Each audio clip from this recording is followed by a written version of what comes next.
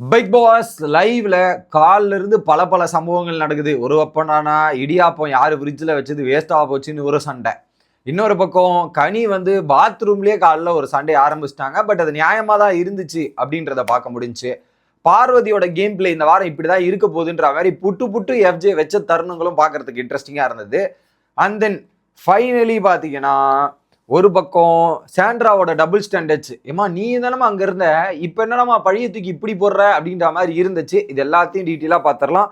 வணக்கம் மக்களே, நேஷனல் உச்சில இருந்து உங்கள் மணிவண்ணன். சேனலுக்கு புதுசா இருந்தீங்கன்னா சப்ஸ்கிரைப் பண்ணிருங்க.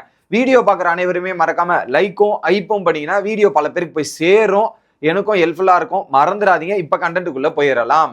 ஸோ ஃபர்ஸ்ட் பாத்ரூம் பிரச்சனை இருந்து ஆரம்பிப்போம். ஸோ காலைல என்ன பண்ணிட்டாங்க, பாத்ரூம்ல ஒரு கியூ இருக்கும் இல்லையா, ஒரு லைன் இருக்கும். ஸோ வியானா போனானா வியானாக்கு பக்கம் சுபிக்ஷா போனா சுபிக்ஷாக்கு பின்னாடி ஒருத்தர்ன்ற மாதிரி ஒரு ஆர்டர் இருக்கும் இல்லையா.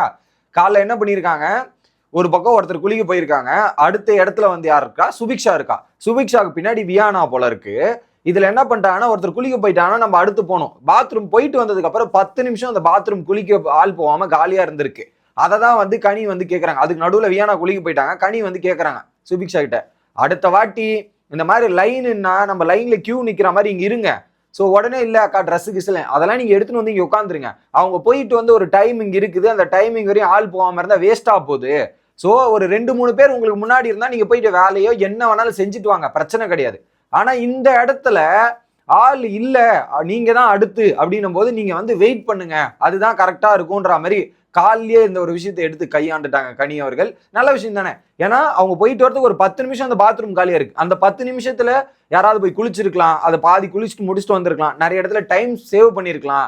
அதை கொஞ்சம் இங்க நீங்க 5 நிமிஷம் 10 நிமிஷம் வெயிட் பண்றதுக்கு ஒரு ஆள் போயிட்டு வந்திருக்கலாம், டைம் போகுது அப்படின்ற மாதிரி எடுத்து அட்ரஸ் பண்ண விதமும் கரெக்டா இருந்துச்சு. It was good. ஏன்னா அந்த டைம் எடுக்கிற டைம் ரொம்ப அதிகமாகுது. ஏன்னா 10 நிமிஷம் வேஸ்டா போனதுன்னும் போது மேபி வேற யாருன்னா போயிட்டு முடிச்சுட்டும் வந்திருக்கலாம் அப்படின்றதான் இட் வாஸ் ஃபேர் பாயிண்ட் அப்படின்றதான் எனக்கு தோணுச்சு.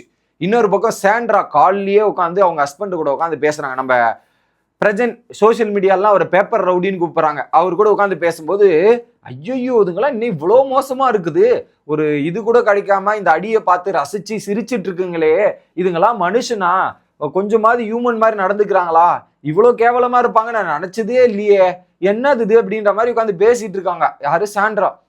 ஆமாங்க நானும் நினைச்சேன், உண்மையா ஃபீல் பண்றாங்க, கரெக்டா இருக்காங்க சாண்ட்ராக்கா, எங்க இப்படி தப்பா நினைக்கணும்ன்ற மாதிரி நமக்கும் தோணுச்சு. ஆனா அந்த வீடியோ ஃபுட்டேஜ் பார்த்ததுக்கு அப்புறம் இந்த சிரிச்சு கழுத்துல வச்சிருக்கலாம், இன்னும் தலையில வச்சிருக்கலாம்னு சொன்னவங்க இவங்களும் தான். எப்படி அந்த கூட்டத்துல உட்காந்து சிரிச்சு ரசிச்சவனுங்கெல்லாம் சாண்ட்ரா பிரஜன் இவங்களும் இருந்தாங்க. ஆனா இங்க வந்து நாங்க நல்லவர்கள் வருத்தப்படுகிறோம் ஃபீல் பண்றோம்ன்ற மாதிரி பண்றீங்களே, இது வந்து ரொம்ப சீப்பா இருக்கு, கேவலமா இருக்கு. ஏன்னா நீங்க இல்லைன்னா கூட பரவாயில்ல, ஏதோ நியாயப்படி நான் பத்தலாம். ஆனா நேத்து விஜய் சொன்னதுக்கு அப்புறம் எனக்கு எவ்வளவு இருக்கு அப்படின்ற மாதிரி சில விஷயங்கள் சொல்றாங்க பாருங்க. இன்னைக்கு வந்து இதை பிகேவ் பண்றதா இருக்கட்டும், கம்ப்ளீட்டா டோட்டல்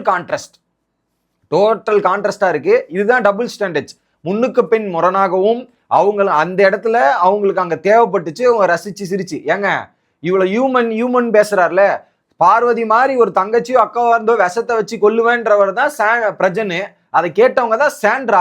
அப்ப எங்க போச்சு இந்த இது, அப்ப ஹியூமனா தெரியலையா, அப்ப பார்வதி வந்து ஒரு நல்ல ஆளா தெரியலையா, அப்ப எங்க போச்சு இந்த ஹியூமனிட்டி, அப்ப எங்க இந்த ஹியூமன் போச்சு, அப்ப மட்டும் உங்களுக்கு தெரியலையா, இப்போ மட்டும் இன்ஹியூமனா தெரியுதுன்னு பொத்திக்கிட்டு வரீங்க. அப்பயும் நீங்க இருந்திருக்க வேண்டியதானே, ஹியூமனா இருக்க வேண்டியதானே, யாரு வேணான்னா, இப்ப மட்டும் எங்கிருந்து வருது. ஸோ இதுதான் clear double standards worst behaviour அப்படின்றத நான் சொல்லிக்கிறேன். முன்னாடி ஒரு மாதிரி, பின்னாடி அந்த நபர் ஃபர்ஸ்ட் எதிரியா இருந்தாலும் அவங்களுக்கு பின்னாடி இப்படி பேசுவாங்க, இப்ப சாதகமா இருந்ததா அவங்க பேசினது தப்பு. அப்ப நீங்களும் இருந்தீங்களே, நீங்களும் அந்த இன்னியூமனா தான் நடந்திருக்கீங்க. அந்த கூட்டத்தில் இருந்து எவன்லாம் சிரிச்சானோ அவன்லாம் இன்னியூமன்னா, நீங்களும் இன்னியூமன் தான் அப்படின்றத இங்க தாழ்மையுடன் பதிவு செய்து கொள்கிறேன். அடுத்து என்னன்னா, இன்னொரு பக்கம் எஃப்ஜே, ஒரு பக்கம் அரோரா மற்றும் பார்வதி பேசிட்டு இருக்கும்போது எஃப்ஜே வந்து வினோத் கிட்ட சில அட்வைசஸும் சில விஷயங்களை பிளான் பண்ணிட்டு இருக்காரு.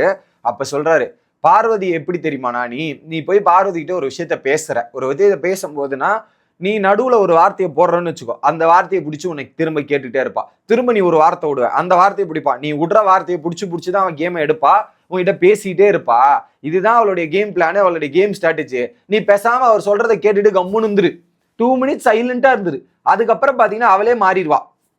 இப்படி 2 மினிட்ஸ் சைலண்டா இருந்துட்டாவே போதும், நான் பேசுவேன் இல்லடா, நம்ம தரப்ப எக்ஸ்பிளைன் பண்ணு, 2 மினிட்ஸ் அவளை ஃப்ரீயா விட்டு நீ எக்ஸ்பிளைன் பண்ணிப்பாரு, அப்புறம் அவளே சைலண்டா அடங்கி போயிடுவா, அப்படியே சைலண்ட் ஆயிடுவா.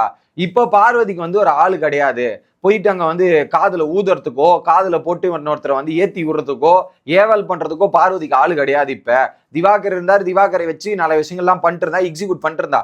இப்ப அவர் இல்லைன்றதால ஒரு மாதிரி இருக்கும் அப்படின்னும் போது உடனே சாண்ட்ரா திவ்யாலாம் அவங்க கிட்ட எல்லாம் பேசுவாளை தவிர்த்து இந்த மாதிரி போய் புரளி பல விஷயங்கள்லாம் பேசுவாளான்னு எனக்கு தெரியல.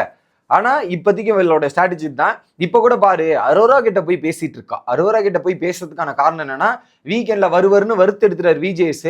இப்ப வந்து ஒரு நல்லவ வேஷம் மாதிரி போட்டிருப்பா, நல்லவ மோட்ல போக ஆரம்பிப்பா. இப்ப பாரு, யார் யாரெல்லாம் சண்டை போட்டாங்களோ அவங்க கூட போய் சால்வ் பண்ற மாதிரியும் டிஸ்கஸ் பண்ற மாதிரியும் இந்த மாதிரி இமேஜை வந்து கிரியேட் பண்ண பாப்பா.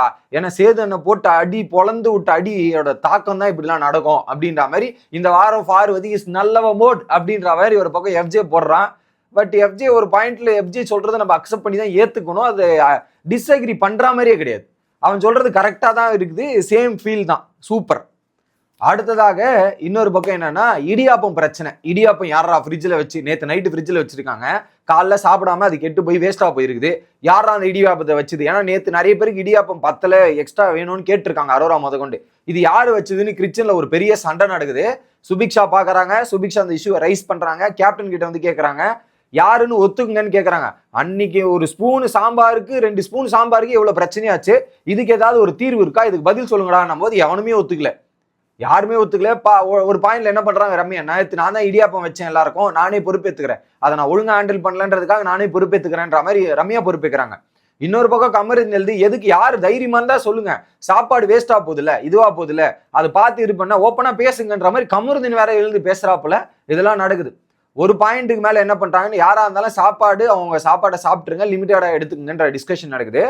அப்ப பார்வதி போய் இது ரம்யா வந்து என்னன்னா அவங்களுடைய ஓன் சாப்பாடை எடுத்து ஃப்ரிட்ஜில் வைக்கலாமான்னு கேட்டாங்களாம். கேப்டன் அதை அலோ பண்ணலையாம், வைக்க கூடாதுன்னு இருக்காரு. உடனே பார்வதி போயிட்டு எஃப்ஜே கிட்ட கேட்கறாங்க, எஃப்ஜே என்னடா என்ன பண்ண போறது பிளான் என்னும் போது, அவங்களுடைய சாப்பாடு தனித்தனியாக எடுத்து வச்சுக்கிறேன்றாங்களா, அது எப்படி அப்படின்னும் போது அவங்கவுங்க சாப்பாடு தனித்தனியாக எடுத்து வச்சுக்கிறது அவங்களோட பெட்டு பக்கத்துல வச்சுக்கிட்டோம், ஃப்ரிட்ஜில் எல்லாம் வைக்கக்கூடாது, பெட்டு பக்கத்துல வச்சு அவங்க சாப்பிட்டுக்கிட்டோம், என்ன வேணாலும் பண்ணிக்கிட்டோம். அப்படி அவங்க வச்சுக்கிறதுல மிச்சமாச்சு அப்படின்னா அவங்க பொதுவாக அனௌன்ஸ் பண்ணி யாருக்கு வேணுமோ கொடுத்துட்டு போட்டோம், இப்படிதான் பண்ண முடியும், ஃப்ரிட்ஜில் வைக்க முடியாது, ஃப்ரிட்ஜில் இடம் கிடையாது, அதனால அவங்க பொருள் அவங்க வச்சுங்கன்ற மாதிரி ஒரு முடிவு எடுத்துட்டான் எஃப்ஜே. இது ஒரு பக்கம் நடக்குது.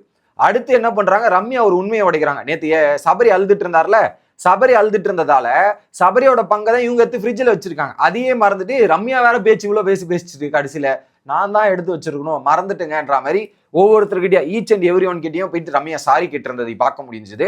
இதுக்கு நடுவில் சுபிக்ஷா போய் கேமரா முன்னாடி போயிட்டு வீக்கெண்ட்ல குறும்படம் வேணும், ஃபுட்டேஜ் போடுங்க, எவன் எடுத்தான்னு எனக்கு தெரிஞ்சாகணும், எல்லா வாட்டியும் இப்படி பண்ணிட்டு போறாங்கன்ற மாதிரி சுபிக்ஷா வேற கம்ப்ளைண்ட் பண்ணிட்டு இருக்காங்க.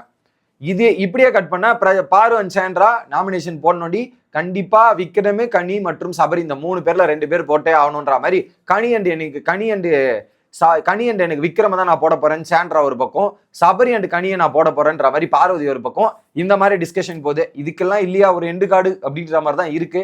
அடுத்த வீடியோல வந்து சந்திக்கிறேன். Bye guys.